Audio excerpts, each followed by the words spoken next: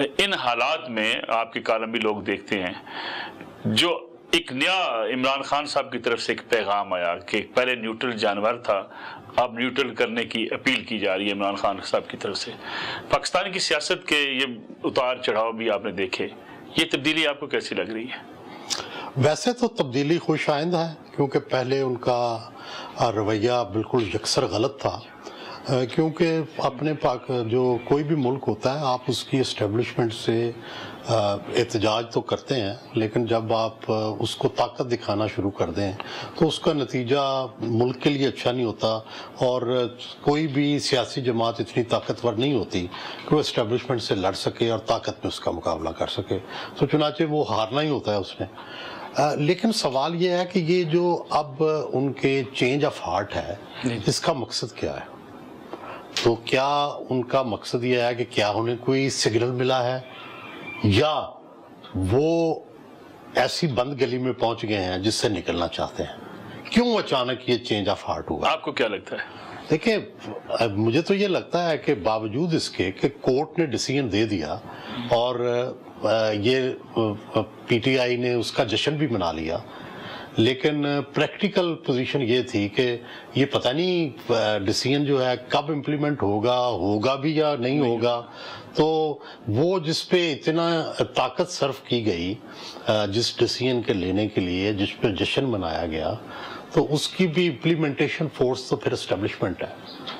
تو پھر اس لیے اسٹیبلشمنٹ سے اگر آپ کا رابطہ نہیں ہے، اس سے لڑائی ہے، تو پھر آپ کو کہیں امپلیمنٹیشن بھی نہیں ملتی۔ لیکن سہیل وڑائچ صاحب اگر دیکھا جائے تو دوسری طرف سے اسٹیبلشمنٹ کی طرف سے کوئی لچک نظر آتی نہیں، بظاہر کوئی لچک نظر نہیں آتی۔ عمران خان صاحب 2 قدم آگے جانا چاہتے ہیں، اسٹیبلشمنٹ 2 قدم پیچھے ہٹنا چاہتی ہے، کوئی ایسا ماحول ہے؟ نہیں، ابھی تو کوئی ایسی صورت نظر نہیں آتی۔ اس کی وجہ یہ ہے کہ دیکھیں پرابلم کیوں ہو جاتا ہے، یہ سٹیل میٹ کیوں ہے؟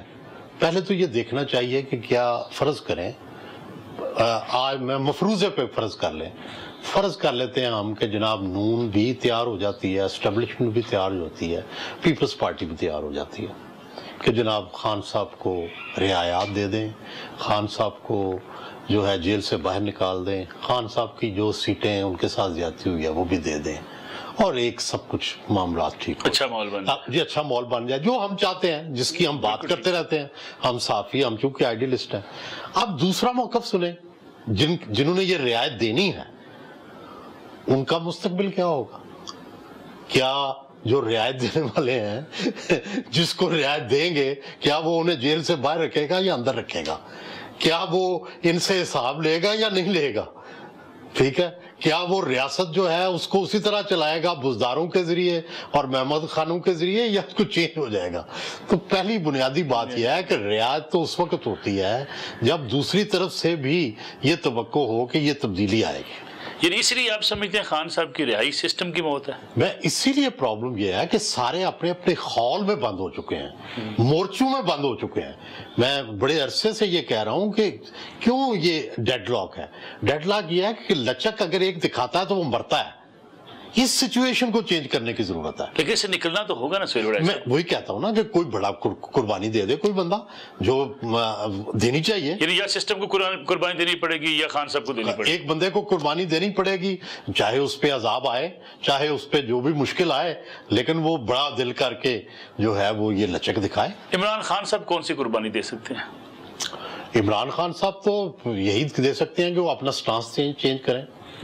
وہ اپنی آج تک جو کچھ کہتے رہے ہیں 9 مئی کے بارے میں، باقی جو چیزوں کے بارے میں، اپوزیشن کے بارے میں، وہ سب کو کرپٹ کہتے رہے ہیں، وہ تو سب کہتے رہے ہیں میں ان سے ہاتھ بھی نہیں ملاتا، وہ تو اس اسٹیبلشمنٹ کو بھی روز للکارتے رہے ہیں، گالیاں نکالتے رہے ہیں جیل سے۔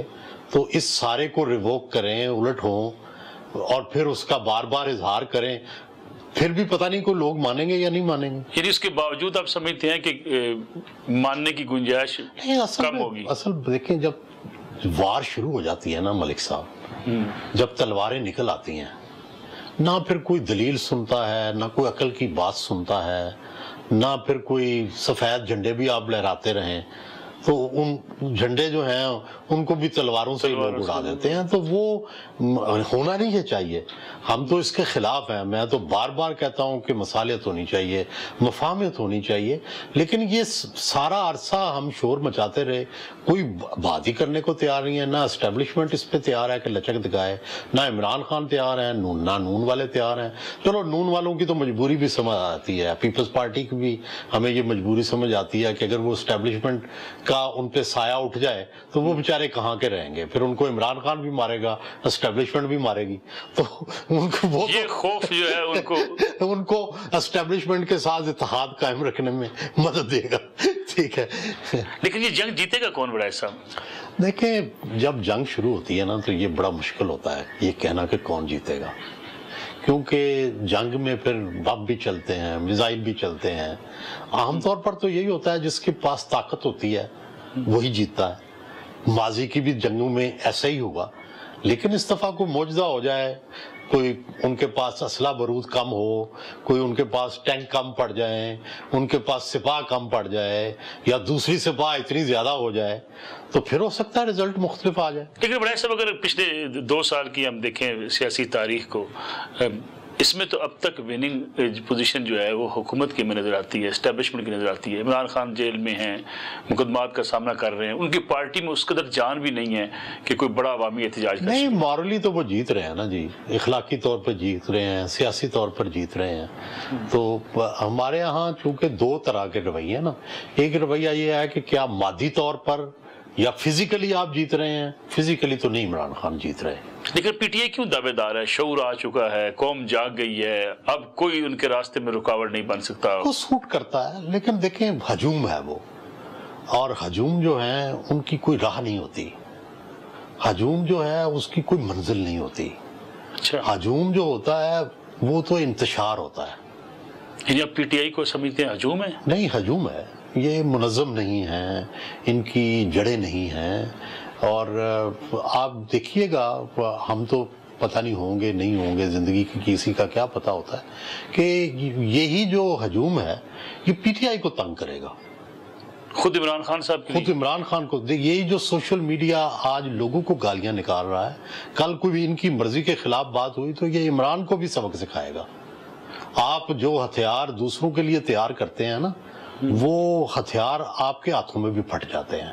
ہم نے دیکھا کہ افغانستان میں ہم یہاں سے ہتھیار تیار کر کر کے بھیجتے رہے، اور پھر وہ جو ڈھوک والا تھا، ڈھوک کھبا والا، وہ پھر اسلام آباد پہ ہی چل گیا، اور آج تک ہمیں اس کا سامنا ہے. تو یہ جو آپ دوسروں کے لیے کرتے ہیں، تو یہ اس طرح کا جو ہجوم ہے اس کی کوئی منزل نہیں ہے کہ فرض کریں کن ویلیوز کے اوپر وہ یقین رکھتے ہیں.